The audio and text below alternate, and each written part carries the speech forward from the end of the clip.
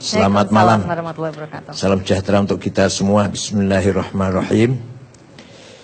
Pertama, saya ucapkan selamat ulang tahun ke-10 TV One mengawal NKRI. Semoga ke depan semakin berkah dan bermanfaat untuk kita semua. Tema memelihara persatuan di tahun politik sebenarnya, kalau yang dimaksud politik praktis kayak pilkada atau pileg, NU nggak ada urusan itu. Bukan domainnya NU.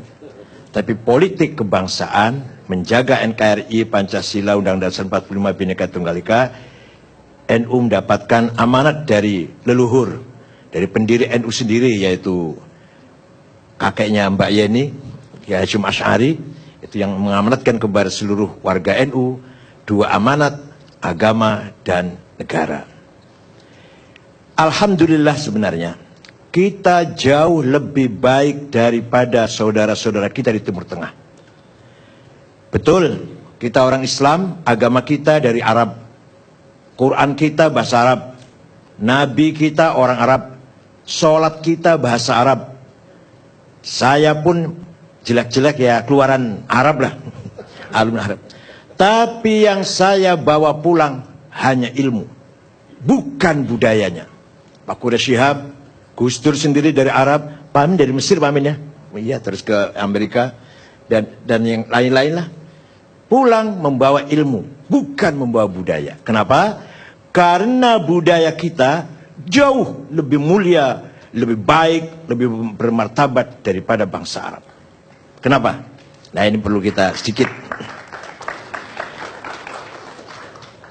Sampai sekarang, semenjak runtuhnya Khilafah Utsman Ottoman, kemudian berdiri negara-negara kebangsaan, belum selesai, belum tuntas antara agama dan nasionalisme sampai sekarang.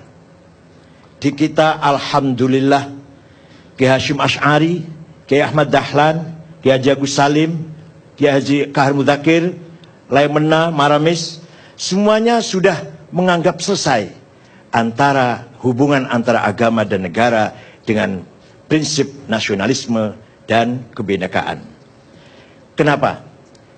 Di Arab sana, di Timur Tengah, datangnya ide nasionalisme dari orang luar. Mohon maaf Pak Romo, dari seorang Kristen Ortodok namanya Michel Aflaq, Damaskus, yang pertama kali membangun pertama ada partai politik di Arab, yaitu Partai Ba'ath, sosialis, nasionalis, sekuler.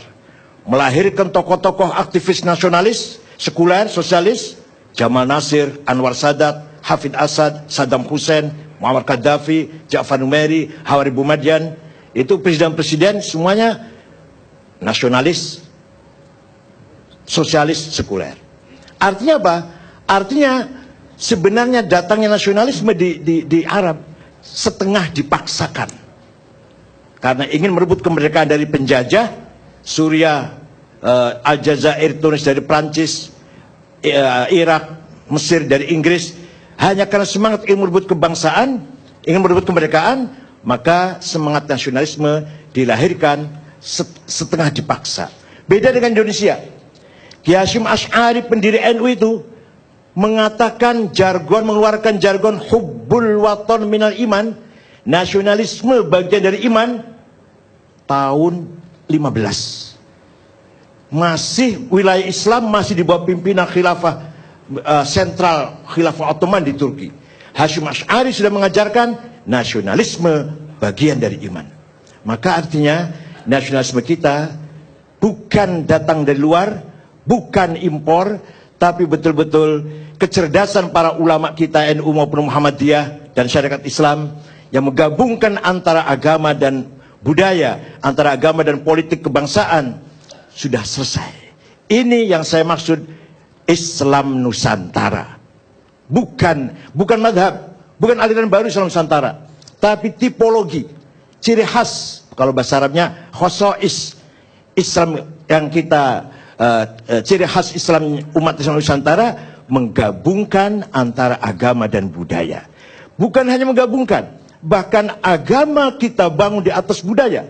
kecuali budaya bertentangan dengan syariat Islam seperti hubungan seks bebas atau minum khamr atau LGBT, itu kita tolak kalau itu.